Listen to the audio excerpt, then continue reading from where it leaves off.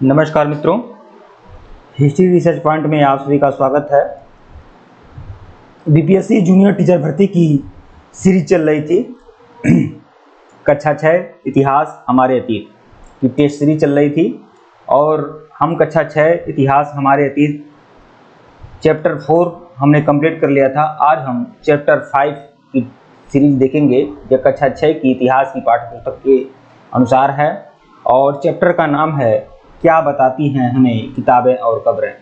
BPSC junior के प्रति जो भी लोग सीरियस हैं वो लोग हमारे ऑफिशियल व्हाट्सएप नंबर पर मैसेज कर सकते हैं। ऑफिशियल व्हाट्सएप नंबर डिस्क्रिप्शन में है, ऊपर भी शो हो रहा है। सिर्फ 599 रुपये के कोर्स में बीपीएससी जूनियर टीचर भर्ती कला वर्ग की पूरी तैयारी कराई जाएगी आप लोग की। टेलीग्राम बिल्कुल ज्वाइन करेगा, लिंक डिस्क्रिप्शन में दिया गया है। टेलीग्राम जरूर ज्वाइन करें, लिंक डिस्क्रिप्शन में है, ठीक है। और इसके पहले का वीडियो अगर आप लोगों ने नहीं देखा है तो प्लेलिस्ट में जाइएगा। बीपीएससी जूनियर टीचर भर्ती कला वर्ग टेस्ट सीरीज के नाम से प्लेलिस्ट बनी हुई है, प्लेलिस्ट में जाइएगा और सभी वीडियो को देखिएगा। आइए शुरुआत करते हैं। प्रश्न 1 है, वेद संख्या में 4 है, इनमें सबसे प्राचीन वेद निम्नलिखित में से कौन सा है? ऋग्वेद, सामवेद, यजुर्वेद और अथर्ववेद। सबसे प्राचीन वेद है ऋग्वेद। वेद संख्या में 4 हैं, ऋग्वेद, सामवेद, यजुर्वेद, अथर्ववेद। इसमें सबसे प्राचीन वेद ऋग्वेद है जिसकी रचना 3500 ईसा पूर्व में हुई थी। ऋग्वेद में 1000 से अधिक प्रार्थनाएं हैं। ऋग्वेद में कितनी प्रार्थनाएं हैं? 1000 से ज्यादा प्रार्थनाएं हैं जिन्हें सूक्त कहा जाता था। सूक्त कहा जाता है। सूक्त का मतलब होता है अच्छी तरह से बोला गया। सूक्त का तात्पर्य होता है अच्छी तरह से बोला गया। और ऋग्वेद की रचना जो हुई थी 3500 बीसी में हुई थी। 3500, ठीक है, 3500 वर्ष पहले। ये सूक्त जो होते हैं विभिन्न देवी देवताओं की स्तुति में रचे गए हैं। इसमें 3 देवता महत्वपूर्ण हैं, अग्नि, इंद्र और सोम। सबसे ज़्यादा जो सूक्त मिले हैं, ऋचाएँ मिली हैं, वह इंद्र के बारे में मिली हैं। फिर अग्नि के, इंद्र के बारे में कितनी ऋचा है? 250। अग्नि के बारे में कितनी ऋचाएँ हैं? 200, ठीक है, ऐसे है, ठीक है। इंद्र युद्ध के देवता माने गए हैं, सोम वनस्पतियों के देवता माने गए हैं। प्रश्न संख्या 2 देखिएगा। ऋग्वेद के संदर्भ में निम्नलिखित कथनों पर विचार करिए। ऋग्वेद में सभी सूक्तों की रचना पुरुषों के द्वारा की गई। यह बातें गलत हैं। ऋग्वेद की सभी सूक्तों की रचना पुरुषों के द्वारा नहीं की गई थी। उसमें कुछ सूक्तों की रचना महिलाओं ने भी किया था, विदुषियों ने भी किया था, ठीक है। जो ऋषि हुआ करते थे उनकी पत्नियों ने किया था। तो यह बातें सही नहीं है। दूसरा देखिएगा, ऋग्वेद की भाषा प्राक संस्कृत एवं वैदिक संस्कृत कहलाती है। ऋग्वेद की जो भाषा है प्राक संस्कृत या वैदिक संस्कृत कहलाती है, सही है। प्रश्न 3 देखिएगा, ऋग्वेद का उच्चारण और श्रवण किया जाता है, न कि इन्हें पढ़ा जाता है। तो बिल्कुल ये भी सही है। तो कौन सा ऑप्शन सही है? तो विकल्प सी, 2 और 3, ठीक है। वैदिक प्रार्थनाओं की रचना ऋषियों द्वारा की गई है। आचार्य विद्यार्थियों को उन्हें अक्षरों, शब्दों और वाक्यों में बांटकर सस्वर पाठ कंठस्थ करवाते थे। अधिकांश सूक्तों के रचयिता सीखने और सिखाने वाले पुरुष थे। कुछ प्रार्थनाओं की रचना महिलाओं ने भी की है। अतः कथन एक जो है गलत है। ऋग्वेद की भाषा प्राक संस्कृत और वैदिक संस्कृत कहलाती है। यह संस्कृत वर्तमान में स्कूल में पढ़ाई जाने वाली संस्कृत से थोड़ी भिन्न होती थी, ठीक है। प्राक संस्कृत का मतलब प्राचीन संस्कृत, वैदिक संस्कृत बोलते हैं। आज हम लोग जो संस्कृत पढ़ते हैं वो बहुत सरल संस्कृत है, ठीक है। तो ऋग्वेद या रामायण, महाभारत जो भी प्राचीन ग्रंथ हैं वह प्राक संस्कृत में लिखे गए हैं, ठीक है। प्रश्न 3 देखिएगा, ऋग्वेद में निम्नलिखित में से किन नदियों का उल्लेख सबसे कम हुआ है? देखिए, सरस्वती, सिंधु नदी का उल्लेख सबसे ज्यादा बार हुआ है। सरस्वती नदी का भी उल्लेख ज्यादा बार हुआ है और इसे सबसे पवित्र नदी माना गया है। व्यास नदी का भी उल्लेख हुआ है, लेकिन गंगा का उल्लेख ऋग्वेद में 1 बार हुआ है। यमुना का उल्लेख ऋग्वेद में 3 बार हुआ है, ठीक है। सबसे ज्यादा बार किसका उल्लेख हुआ है? सिंधु नदी का। तो यह बोल रहा है कि नदियों का उल्लेख सबसे कम हुआ है, तो गंगा और यमुना, मतलब 3 और 4, विकल्प सी। ऋग्वेद में सरस्वती, सिंधु और उसकी सहायक नदियां का वर्णन कई बार हुआ है, परंतु गंगा और यमुना का उल्लेख सिर्फ 1 बार हुआ है। यहाँ 1 बार ही लिखा है, लेकिन जबकि गंगा का उल्लेख 1 बार और यमुना का उल्लेख लगभग 3 बार हुआ है। ऋग्वेद में सर्वाधिक वर्णित नदी, मतलब सबसे ज्यादा उल्लेख किस नदी का है ऋग्वेद में? तो सिंधु नदी का है। सर्वाधिक पवित्र नदी सरस्वती है, ठीक है। प्रश्न 4 देखिएगा, सूची 1 को सूची 2 से सुमेलित करना है। संस्कृत जो है भारोपी भाषा परिवार का लैंग्वेज है, भारोपी। पूर्वोत्तर क्षेत्रों की जो भाषा है वह तिब्बती भाषा परिवार का है। मलयालम जो भाषा है वो द्रविड़ भाषा परिवार का है। और मध्य भारत की जो भाषाएं हैं वह ऑस्ट्रो एशियाटिक भाषा है, ऑस्ट्रो एशियाटिक परिवार की भाषा है। इस तरह से आप लोग सुमिलित कर सकते हैं ऐसे, ठीक है। तो विकल्प बी इसमें सुमिलित है। आइए इसकी व्याख्या के माध्यम से देख लेते हैं। संस्कृत भाषा भारोपी भाषा परिवार का हिस्सा है। भारत की कई भाषाएं असमिया, गुजराती, हिंदी, कश्मीरी, सिंधी, एशियाई भाषाएं जैसे फारसी और यूरोप की बहुत सी भाषाएं जैसे अंग्रेजी, जर्मन, फारसी, यूनानी, इतालवी, स्पेनिश आदि इसी परिवार से जुड़ी हुई हैं, ठीक है। इन्हें एक भाषा परिवार इसलिए कहा जाता है क्योंकि आरंभ में इनमें कई शब्द ऐसे एक जैसे थे। जैसे उदाहरण के लिए मातृ संस्कृत में है, माँ हिंदी कहा जाता है, मदर अंग्रेजी में कहा जाता है, ठीक है। भारतीय उपमहाद्वीप में दूसरे भाषा परिवार की भाषाएं भी बोली जाती हैं। पूर्वोत्तर प्रदेश में तिब्बती बर्मा भाषा परिवार की भाषा बोली जाती है। तेलुगु, तमिल, कन्नड़, मलयालम भाषाएं द्रविड़ भाषा परिवार की भाषाएं हैं। ये तमिल, तेलुगु, मलयालम, कन्नड़ जो है वह द्रविड़ भाषा परिवार की भाषाएं हैं। झारखंड और मध्य भारत के कई हिस्सों में बोली जाने वाली जो भाषाएं हैं वह ऑस्ट्रो एशियाटिक परिवार से जुड़ी हुई हैं। प्रश्न 5 देखिएगा। ऋग्वैदिक युद्धों के संदर्भ में निम्नलिखित कथनों में से कौन सा कथन सही नहीं है? देखिए, बीपीएससी जूनियर के प्रति जो भी लोग गंभीर हैं वह लोग हमारे सीरीज को फॉलो कर सकते हैं, हमारे कोर्स को ज्वाइन कर सकते हैं और उसमें उनको कक्षा 6 से लेकर 8 तक हिस्ट्री, ज्योग्राफी, पॉलिटिकल साइंस का कंप्लीट नोट्स मिलेगा, टेस्ट सीरीज मिलेगा और भी बढ़िया बेहतरीन जबरदस्त रामबाण नोट्स मिलते रहेंगे। और परीक्षा के लिहाज से हमारा यह नोट्स बहुत ही ज़्यादा महत्वपूर्ण रहेगा। तो जो भी लोग सीरियस हैं, गंभीर हैं परीक्षा के प्रति, बीपीएससी जूनियर के प्रति, वह लोग कोर्स जरूर ज्वाइन कर सकते हैं। प्रश्न 5 देखिएगा। ऋग्वैदिक युद्धों के संदर्भ में निम्नलिखित में से कौन सा कथन सही नहीं है? इस काल में मवेशियों के लिए युद्ध लड़े जाते थे, लड़ाइयाँ जमीन के लिए भी लड़ी जाती थी। युद्ध में जीता गया धन केवल सरदारों और पुरोहितों में बांटा जाता था। इस काल में युद्धों के लिए कोई अस्थायी सेना नहीं होती थी। तो देखिए, इस काल में मवेशियों के लिए युद्ध लड़े जाते थे, सही है। लड़ाइयाँ जमीन के लिए भी लड़ी जाती थी, यह भी सही है। युद्ध में जीता गया धन सरदारों और पुरोहितों, केवल सरदारों पुरोहितों में नहीं बल्कि आम जनता में भी बंटता था। तो यही आपका सी जो ऑप्शन है वही आपका गलत है, बाकी सब सही है। इसकी व्याख्या देख लीजिएगा।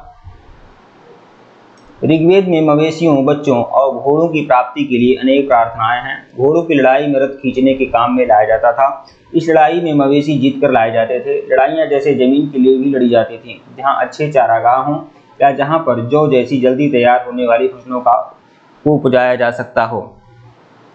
कुछ लड़ाइयाँ पानी के स्रोतों और लोगों को बंदी बनाने के लिए भी लड़ी जाती थीं। युद्ध में जीते गए धन का कुछ भाग सरदार रख लेते थे तथा कुछ हिस्सा पुरोहितों को दिया जाता था। शेष धन आम लोगों में बांट दिया जाता था। तो सरदार भी रखते थे, पुरोहितों को दिया जाता था और शेष धन आम जन में बांट दिया जाता था। युद्ध में जीते गए धन का कुछ हिस्सा सरदार रख लेते थे, कुछ हिस्सा पुरोहितों को दिया जाता था और शेष धन आम लोगों में बांट दिया जाता था। कुछ धन यज्ञ के लिए भी प्रयुक्त होता था। यज्ञ की आग में घी, अनाज और कभी कभी जानवरों की आहुति भी दी जाती थी। तो यज्ञ की आग में अनाज, घी और कभी कभी जानवरों की आहुति भी दी जाती थी। अधिकांश पुरुष इन युद्धों में भाग लेते थे। इस समय कोई अस्थायी सेना नहीं होती थी। तो देखिए, ऋग्वैदिक काल में किसी प्रकार की कोई अस्थायी सेना नहीं होती थी, लेकिन लोग सभाओं में मिलते जुलते थे, युद्ध व शांति के विषय में सलाह मशवरा करते थे, ठीक है। वहां से ऐसे लोगों को अपना सरदार चुनते थे जो बहादुर और कुशल योद्धा हों। प्रश्न 6 देखिएगा। ऋग्वैदिक काल में काम के आधार पर वर्गीकरण दो समूहों, पुरोहितों व राजा के संदर्भ में निम्नलिखित कथनों पर विचार करिए। पुरोहित जिन्हें कभी कभी ब्राह्मण कहा जाता था, तरह तरह के यज्ञ और अनुष्ठान किया करते थे, ठीक है। राजा महलों में रहते थे और शासन के लिए कर वसूलते थे। तो देखिए, पुरोहित जिन्हें कभी कभी ब्राह्मण कहा जाता था, तरह तरह के यज्ञ और अनुष्ठान किया करते थे, यह बातें बिल्कुल सही है। लेकिन राजा महलों में रहते थे। ऋग्वैदिक काल में राजा महलों में नहीं रहते थे और न किसी प्रकार का कर वसूलते थे, ठीक है। न राजा महलों में रहते थे, न किसी प्रकार का कर वसूलते थे। वह बहुत ज़्यादा स्वेच्छाचारी नहीं थे ऋग्वैदिक काल के राजा, ठीक है। तो इसमें कौन सा सही? तो ये आपका दूसरा ऑप्शन जो है सही नहीं है। विकल्प ए जो है सही है, मतलब ए ऑप्शन, ठीक है।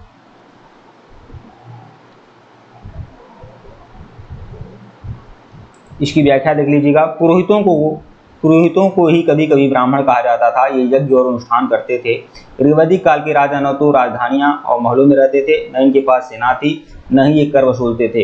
यही नहीं, राजा की मृत्यु के बाद उसका बेटा अपने आप ही शासक नहीं बन पाता था, क्योंकि राजा एक प्रकार का सरदार था और उसकी शक्तियां असीमित थी, ठीक है। आभास होता है कबीले की आम सभा जो समिति कहलाती थी, वह राजा को चुनती थी।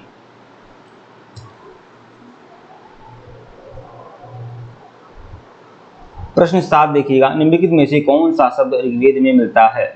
तो ऋग्वेद में कौन सा शब्द मिलता है? पुरुजनयाविश, भरतजनयाविश या यदुजनयाविश? तो 1 2 3 विकल्प डी जो है वह मिलता है। ठीक है। ऋग्वैदिक काल में जनता या पूरे समुदाय के लिए दो शब्दों जन या विश का प्रयोग होता है। वैश्य शब्द विश से निकला है। ऋग्वेद में विश या जनों के नाम से मिलते हैं, इसलिए हमें पुरुजन, भरतजन या भरतजनयाविश या यदुजनयाविश जैसे कई उल्लेख मिलते हैं। ठीक है। प्रश्न 8 देखिएगा, आर्य लोग अपने विरोधियों को निम्नलिखित विकल्पों में से क्या कहते थे? तो आर्य लोग अपने विरोधियों को क्या कहते थे? शत्रु कहते थे, विरोधी कहते थे, अरि कहते थे या दस्यु कहते थे? तो दस्यु कहा करते थे। आर्य लोग अपने विरोधियों को दास या दस्यु कहते थे। दस्यु वे लोग थे जो यज्ञ नहीं करते थे और शायद दूसरी भाषा बोला करते थे। बाद के काल में दास शब्द का मतलब गुलाम हो गया। उन्हें उनके मालिक की संपत्ति माना जाता था। जो भी काम मालिक चाहते थे उन्हें वह सब कुछ करना पड़ता था। प्रश्न 9 देखिएगा, जिस युग के उपमहाद्वीप के उत्तर पश्चिम में ऋग्वेद की रचना हो रही थी, उसी समय कुछ अन्य जगहों पर महापाषाण कब्रें बनाने की प्रथा का विकास हो रहा था। महापाषाणी कब्रों की प्रथा के संदर्भ में निम्नलिखित प्रश्नों पर विचार करना है। तो जो महापाषाणी कब्र थे इसके बारे में बताना है, इसके बारे में विचार करना है। तो ऑप्शन आप लोग देखिए, महापाषाण जो कब्र थी यह प्रथा केवल दक्कन और दक्षिणी भारत में प्रचलित थी। तो महापाषाण की जो प्रथा थी वह दक्षिण भारत में भी प्रचलित थी, पूर्वोत्तर भारत में भी प्रचलित थी, लेकिन यहाँ लिखा है कि यह केवल दक्कन और दक्षिण भारत में प्रचलित थी, तो यह बातें सही नहीं है।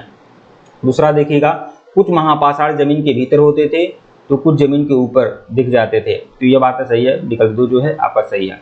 तो कौन सही है? केवल विकल्प 2 मतलब बी। कब्र बनाने के लिए बड़े बड़े पत्थरों का प्रयोग ही महापाषाण कहलाता है। ये शिलाखंड दफन करने की जगह पर लोगों द्वारा बड़े ढंग से लगाए जाते थे। महापाषाण कब्र बनाने की प्रथा लगभग 3000 वर्ष पूर्व शुरू हुई थी। यह प्रथा दक्कन, दक्षिण भारत, उत्तर पूर्वी भारत और कश्मीर में प्रचलित थी। कुछ महापाषाण जमीन के ऊपर ही दिख जाते थे, कुछ महापाषाण जमीन के भीतर होते थे। इस तरह के महापाषाणी कब्रों को ताबूत सौधान कहा जाता था।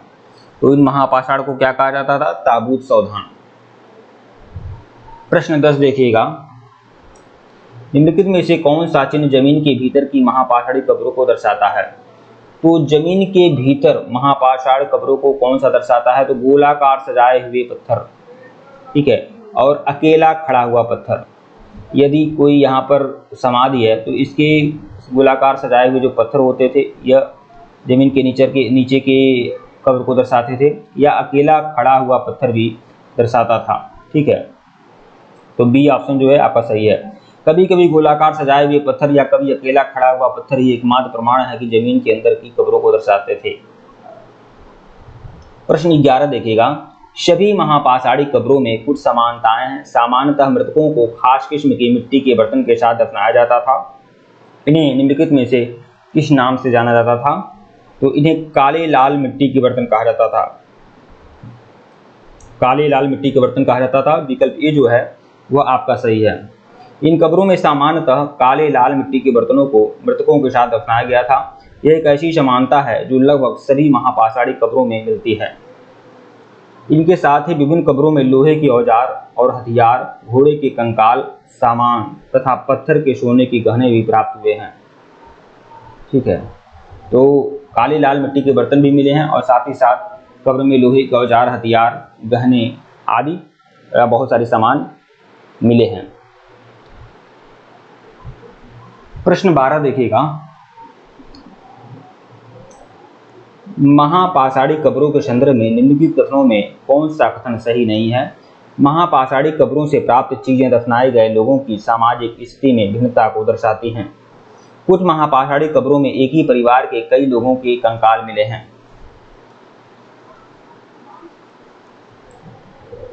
महापाषाणी कब्रों से प्राप्त चीजें दफनाए गए लोगों की सामाजिक स्थिति को भिन्नता को दर्शाती हैं। और कुछ महापाषाणी कब्रों में एक ही परिवार के कई लोगों के कंकाल मिले हैं। ये भी बातें सही हैं। कब्रों पर गोलाकार चट्टान या खड़ी चट्टान रखकर चिन्ह बनाए गए हैं ताकि लोग आवश्यकता अनुसार शवों को दफनाने दोबारा आ सकें। कब्रों में दोबारा जाने के लिए एक रास्ता होता है जिसे डेथ होल कहा जाता है। तो डेथ होल नहीं, इसे दूसरा कुछ कहा जाता है, ठीक है, बताऊंगा। तो कौन सही नहीं है, तो यही विकल्प डी है आपका, यही सही नहीं है। बाकी ए भी सही है, बी भी सही है और सी भी सही है। देखते हैं। तो डेथ होल नहीं, इसे पोर्ट होल कहा जाता है, पोर्ट होल। ब्रह्मगिरी में एक व्यक्ति की कब्र में 33 सोने के मनके और शंख पाए गए हैं, जबकि दूसरे व्यक्ति के कंकाल के पास सिर्फ कुछ मिट्टी के बर्तन भी पाए गए हैं। उस व्यक्ति की सामाजिक स्थिति की भिन्नता को दर्शाता है। मतलब ये सामाजिक स्थिति की भिन्नता को दर्शा रहा है ना, कि किसी कब्र के पास सोने के आभूषण बर्तन आदि मिल रहे हैं, किसी कब्र के पास मिट्टी के बर्तन मिल रहे हैं। तो ये सामाजिक स्थिति की भिन्नता को दर्शाता है। लोग जैसे थे, जिस सामाजिक परिवेश के लोग थे, उसी हिसाब से उनका सावधान हुआ करता था, उसी हिसाब से सामान उनके साथ रखे जाते थे। कुछ कब्रों में एक ही परिवार के लोगों को एक ही स्थान पर अलग अलग समय दफनाया गया था। बाद में मरने वाले लोगों को परिवार के सदस्यों की पहले से बनी कब्र में लाकर दफनाया जाता था। कब्रों को पहचानने के लिए उस पर गोलाकार या खड़े पत्थर के चिन्ह बनाए जाते थे। कब्र के अंदर प्रवेश करने के लिए एक बड़ा रास्ता होता था, जिसे पोर्ट होल कहा जाता था, न कि डेथ होल। ठीक है। प्रश्न 13 देखिएगा। इनाम गांव एक आरंभिक गांव था जहां 3600 से 2700 वर्ष पूर्व लोग रहा करते थे। इनाम गांव निम्नलिखित में से किस नदी के किनारे है? तो इनाम गांव भीमा की सहायक नदी घोड़ के किनारे है। भीमा की सहायक नदी घोड़ के किनारे इनाम गांव है। इनाम गांव भीमा की सहायक नदी घोड़ के किनारे एक जगह है। यह जगह 3600 से 2700 वर्ष पूर्व लोग यहाँ रहा करते थे। यहाँ से प्राप्त कब्रों से अनेक जानकारियां मिलती हैं। यहाँ वयस्क लोगों को प्रायः सीधा लेटाकर दफनाया जाता था तथा उनका सिर उत्तर की ओर होता था और कई बार उन्हें घर के अंदर ही दफनाया जाता था। ऐसे बर्तन जिसमें शायद खाना और पानी हो, दफनाए गए शव के पास रखे जाते थे। तो बर्तन आदि शव के पास रखे जाते थे। प्रश्न 14 देखिएगा। चरक संहिता निम्नलिखित में से किससे संबंधित है? तो चरक संहिता आपका चिकित्सा संबंधित पुस्तक है। आज से लगभग 2000 वर्ष पूर्व चरक नाम से प्रसिद्ध वैद्य हुए, जिन्होंने चिकित्सा शास्त्र पर चरक संहिता नामक किताब लिखी थी। वो कहते हैं कि मनुष्य के शरीर में 360 हड्डियां हैं। चरक संहिता के अनुसार मनुष्य के शरीर में कितनी हड्डियां हैं? 360 हड्डियां हैं। लेकिन आप जो जानते हैं कि 206 हड्डी है। तो ठीक है, तो जो आधुनिक शरीर रचना विज्ञान 206 हड्डी से काफी ज्यादा है। संभवतः चरक ने अपनी गिनती में दांत, हड्डियों के जोड़ों और कार्टिलेज को जोड़कर यह संख्या बताई होगी। तो चरक ने जो संख्या बताई है वो कई सारी छोटी छोटी हड्डियां जो इसमें काउंट कर लिया जाता है 206 में, वो कई सारी हड्डियों को अलग अलग करके उन्होंने बताया था। ठीक है, 360। ठीक है मित्रों, वीडियो को लाइक और चैनल को सब्सक्राइब करेगा। टेलीग्राम बिल्कुल ज्वाइन करेगा, लिंक डिस्क्रिप्शन में दिया गया है। अगर इसके पहले का वीडियो नहीं देखे हैं तो प्लेलिस्ट में जाइएगा। बीपीएससी जूनियर टीचर भर्ती टेस्ट सीरीज के नाम से प्लेलिस्ट बनी हुई है, प्लेलिस्ट में जाइए और सभी वीडियो देखिए। धन्यवाद।